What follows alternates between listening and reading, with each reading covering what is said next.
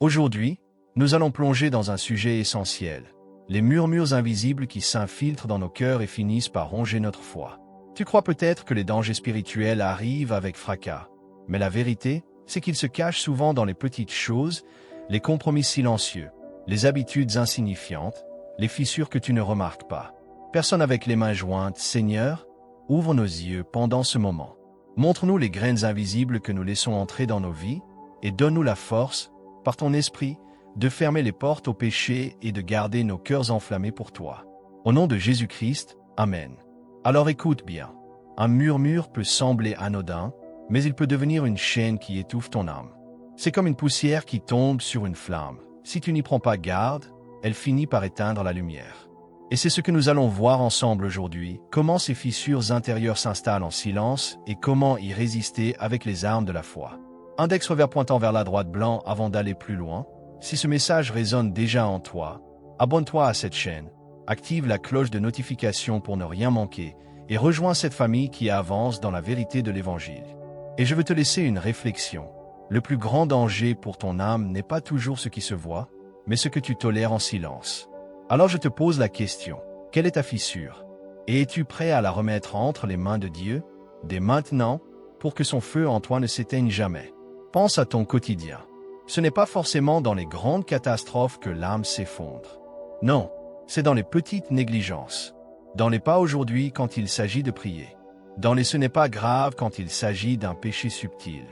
Dans les demain, je ferai mieux quand Dieu t'appelle aujourd'hui. Et peu à peu, sans bruit, le feu qui brûlait en toi devient cendre tiède. Regarde un jardin. Tu peux planter les plus belles fleurs, mais si tu ignores les mauvaises herbes, elles s'étendront. Elles n'ont pas besoin de ton autorisation. Elles n'attendent pas que tu sois prêt. Elles poussent en silence. Et un matin, tu te réveilles, et tout ce qui était vivant est étouffé. Ton cœur est ce jardin. Et chaque pensée, chaque habitude, chaque choix est une graine. Mais pose-toi cette question. Quelle graine es-tu en train de laisser entrer dans ton cœur? Imagine un champ sous le soleil. L'agriculteur y sème le blé, mais la nuit, un autre s'approche. Discret, caché. Il ne vient pas pour détruire immédiatement. Non, il jette seulement quelques graines d'ivraie. Invisibles, indifférenciables du blé au début. Mais quand le temps passe, les tiges montent et la confusion commence. Le blé et l'ivraie se ressemblent, mais leurs fruits sont opposés. Et si je te disais que, chaque jour, dans tes gestes les plus simples, tu laisses peut-être quelqu'un d'autre semer en toi, pas un ennemi visible, pas un voleur armé, mais un ennemi silencieux, patient, rusé. Un ennemi qui sait que pour détruire ton âme, il n'a pas besoin d'un coup violent. Il a juste besoin que tu fermes les yeux un instant, que tu laisses passer une semence étrangère dans ton jardin intérieur. Écoute bien, personne ne tombe du jour au lendemain.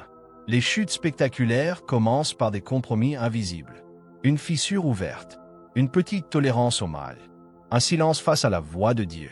C'est ainsi qu'une forteresse s'écroule. Non pas par l'assaut d'un ennemi plus fort, mais par l'usure de fissures ignorées. Alors regarde en toi. Que se passe-t-il derrière les murs de ta forteresse? Tu montres peut-être un visage solide aux autres, tu sembles fort, stable, pieux, mais à l'intérieur, une graine a-t-elle déjà trouvé terre?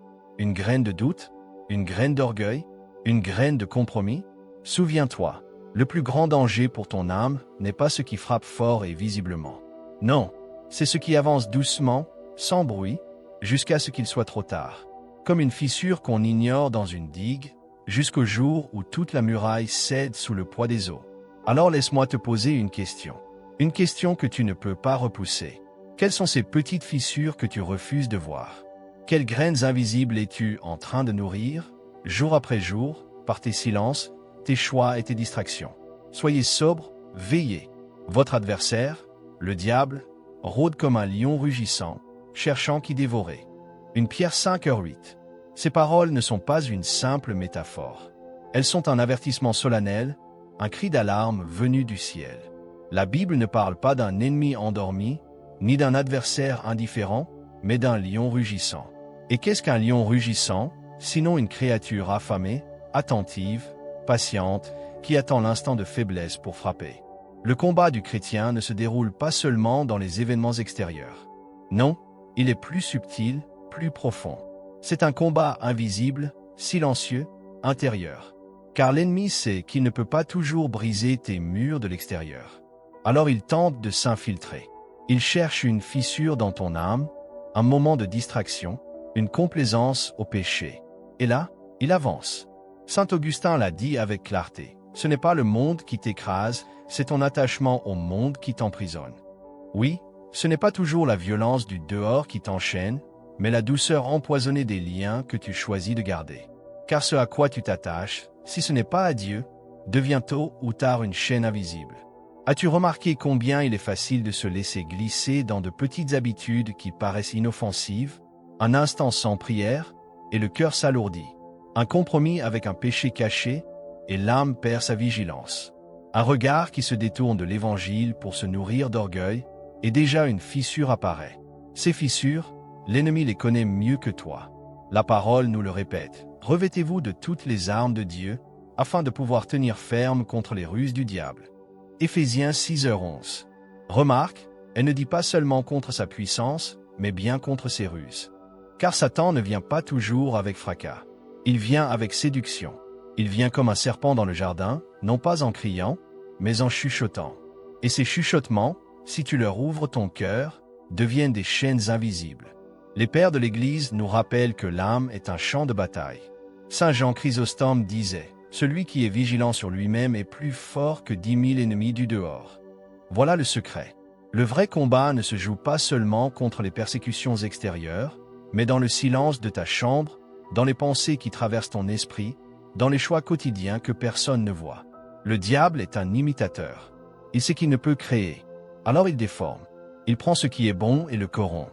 Il prend le courage et le transforme en orgueil. Il prend la joie et la transforme en excès. Il prend l'amour et le transforme en dépendance malsaine. Et si tu ne veilles pas, tu confonds ces ruses avec la vérité. Écoute ce que dit encore l'Écriture, car nous n'avons pas à lutter contre la chair et le sang, mais contre les principautés, contre les pouvoirs, contre les dominateurs de ce monde de ténèbres. Éphésiens 6h12. Voilà pourquoi il est vital de rester sobre, vigilant, armé de la parole et de la prière. Ce combat n'est pas une option.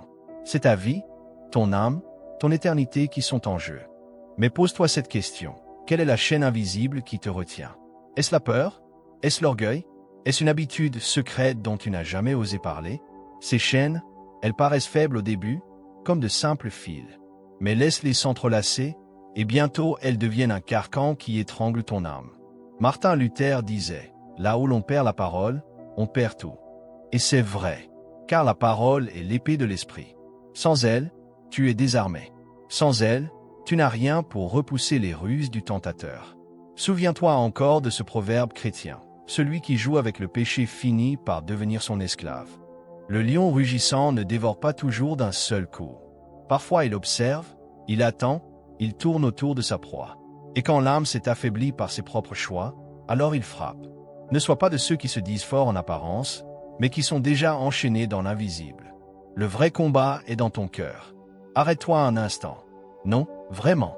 Mets une pause dans le bruit de tes pensées, dans l'agitation de ta journée. Éteins les voix qui t'entourent et écoute celles qui parlent à l'intérieur.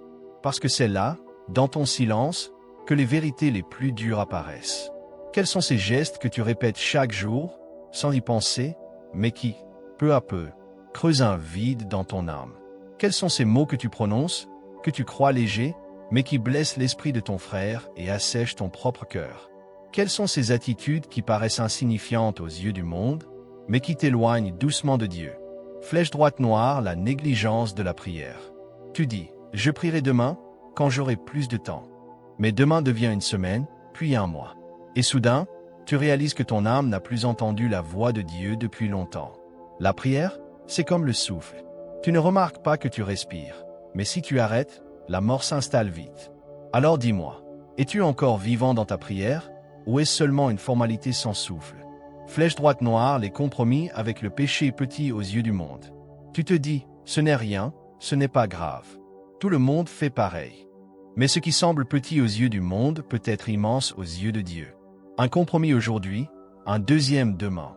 Et bientôt, ton âme ne distingue plus le mal du bien. Tu n'es pas tombé en un jour. Tu t'es endormi petit à petit. Et pendant ce sommeil, le mal a trouvé sa place. Flèche droite noire, l'orgueil déguisé en confiance. Tu dis, j'ai confiance en moi, je peux y arriver. Mais derrière cette confiance, se cache parfois un orgueil subtil. Tu n'attends plus la direction de Dieu, tu avances seul. Tu ne comptes plus sur sa force, tu t'appuies sur ton intelligence, tes dons, tes ressources. Et sans t'en rendre compte, tu t'éloignes de la source même de ta force. Ces habitudes ne font pas de bruit.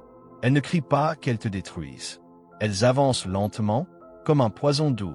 Elles se nourrissent de ton indifférence. Elles grandissent dans ton silence.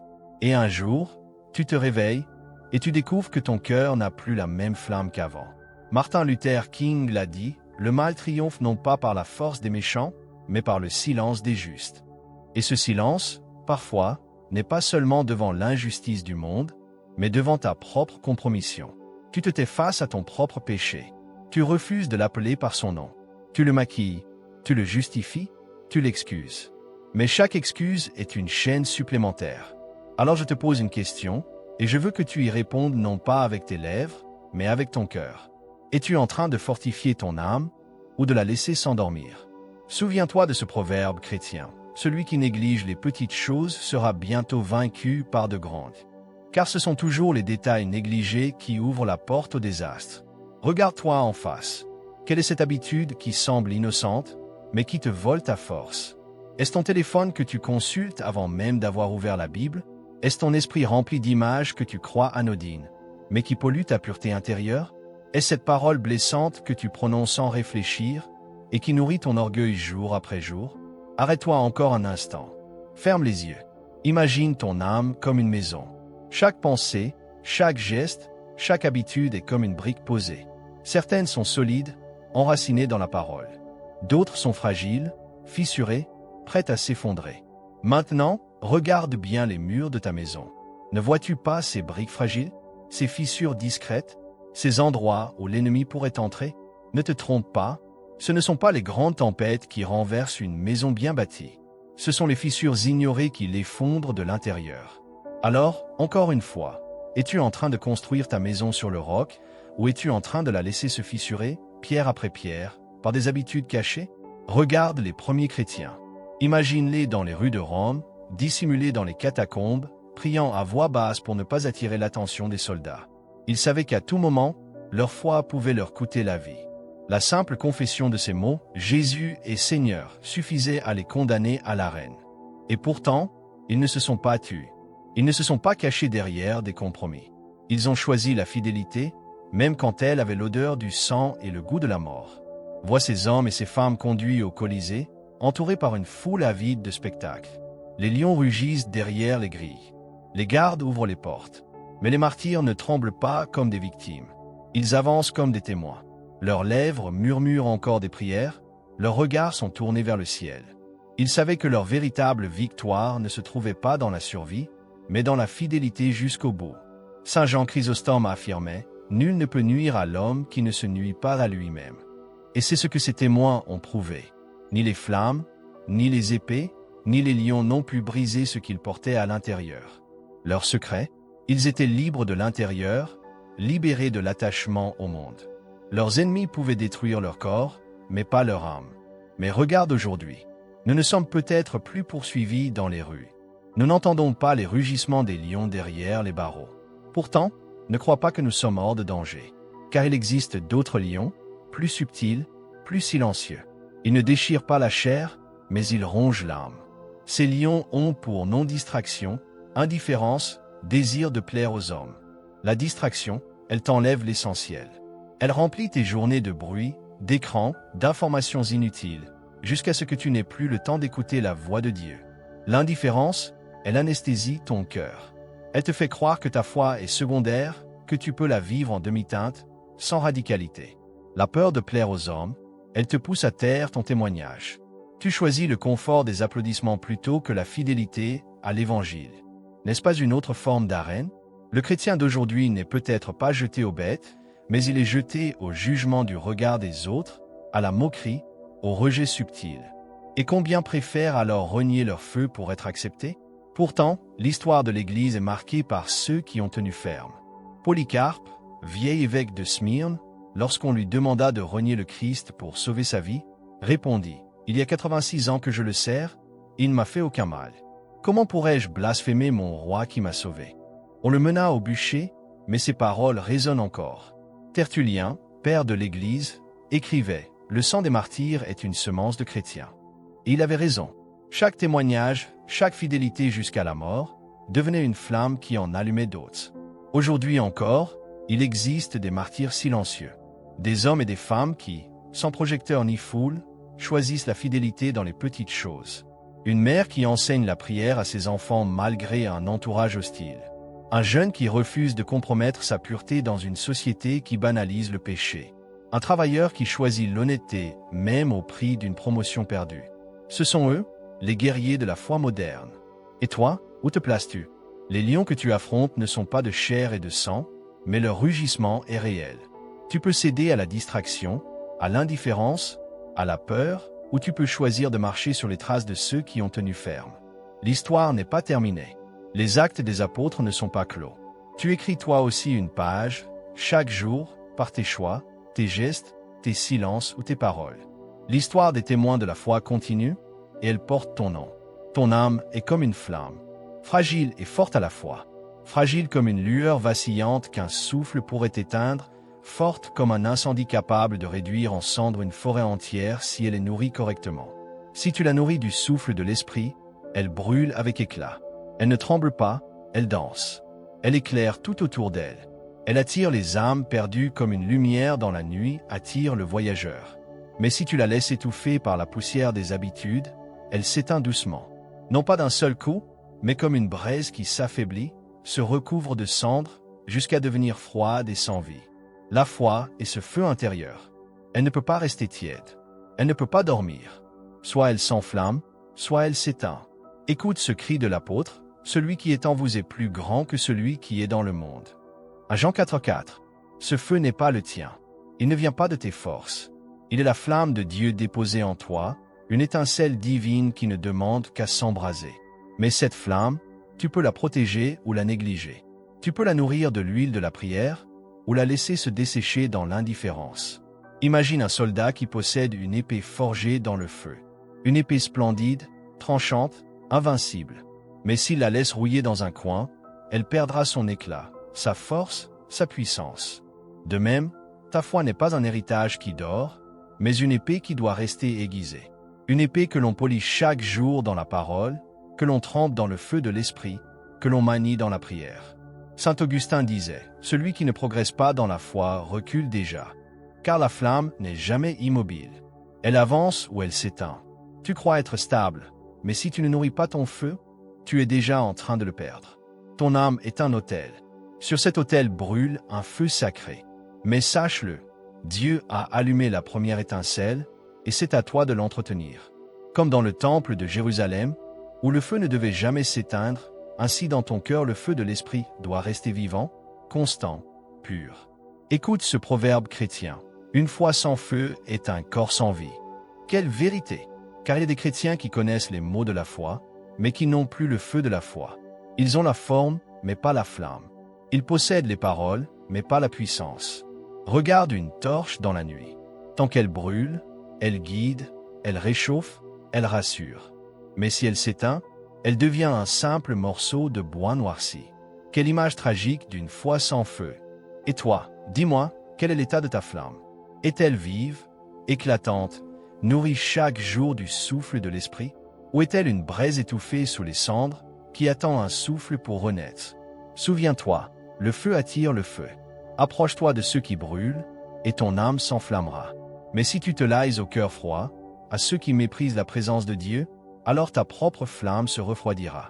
Les pères du désert disaient, « Comme une lampe s'éteint sans huile, ainsi l'âme s'éteint sans prière. » L'huile de ton feu, c'est ta prière. C'est la parole que tu lis, c'est le chant que tu offres, c'est l'adoration qui monte de ton cœur. Vois, même une étincelle peut rallumer un brasier. Même une petite prière peut faire jaillir une grande flamme si elle est sincère. Ce feu n'attend que ton souffle. Ton âme est comme une flamme. Et cette flamme est appelée à brûler, non pas pour elle-même, mais pour éclairer, pour réchauffer, pour témoigner. Car la lumière n'existe pas pour rester cachée, mais pour briller dans la nuit. Alors, toi qui écoutes ces mots, regarde ton cœur en face. Pas demain, pas plus tard. Maintenant, demande-toi, quelles sont ces habitudes qui t'enchaînent? Quels sont ces compromis que tu caresses encore comme des trésors, mais qui t'empoisonnent de l'intérieur? Quelles sont ces ombres que tu tolères dans ta vie, alors que Dieu t'appelle à marcher dans la lumière? Billy Graham disait, le plus grand obstacle à la bénédiction de Dieu, c'est la complaisance. Oui, la complaisance.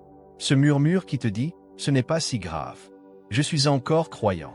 Dieu comprendra. Mais écoute bien, la complaisance est une prison dorée. Tu crois y être en sécurité, mais en réalité, tu es enchaîné. Proverbe chrétien, celui qui ferme les yeux sur son péché ouvre la porte à sa chute. Et toi, combien de portes as-tu laissées ouvertes? Épée croisée, décide maintenant. Vas-tu laisser ces ennemis invisibles continuer de voler ta paix, de ronger ton âme, de refroidir ta flamme? Ou vas-tu reprendre les armes de la prière qui brisent les chaînes, les armes de la parole qui tranchent comme une épée, les armes de la vigilance qui gardent ton cœur comme une sentinelle sur les remparts. La Bible te le dit, choisis donc la vie, afin que tu vives, toi et ta postérité. Deutéronome 30, 19, tu ne peux pas rester neutre. Tu dois choisir. Chaque jour est un choix, vie ou mort, lumière ou ténèbres, fidélité ou compromis. Ne te trompe pas, l'ennemi n'attendra pas que tu sois prêt. Il n'attend pas que tu sois fort. Il attaque quand tu dors, quand tu doutes, quand tu es tiède.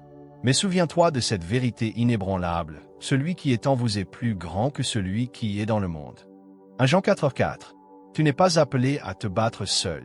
Tu n'es pas abandonné dans cette guerre. Le Christ a déjà vaincu. La croix est ton étendard. Le sang de Jésus est ton assurance. Et l'Esprit de Dieu habite en toi comme un feu que rien ne peut éteindre si tu lui donnes place.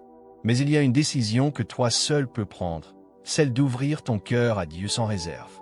Celle de renoncer à ces chaînes invisibles qui te lient encore. Celle de dire, Seigneur, je ne veux plus d'une foi tiède. Je veux brûler pour toi. Je veux marcher dans ta lumière. Je veux être libre.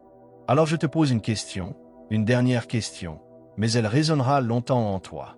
Vas-tu rester spectateur de ta propre chute, ou vas-tu devenir acteur de ta délivrance?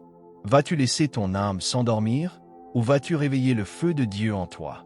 Souviens-toi des paroles de Catherine Kuhlman. Dieu ne cherche pas des vases d'or, ni des vases d'argent. Il cherche des vases vides qu'il pourra remplir. Es-tu prêt à te vider de tes compromis, de ton orgueil, de tes péchés, pour être rempli de sa puissance?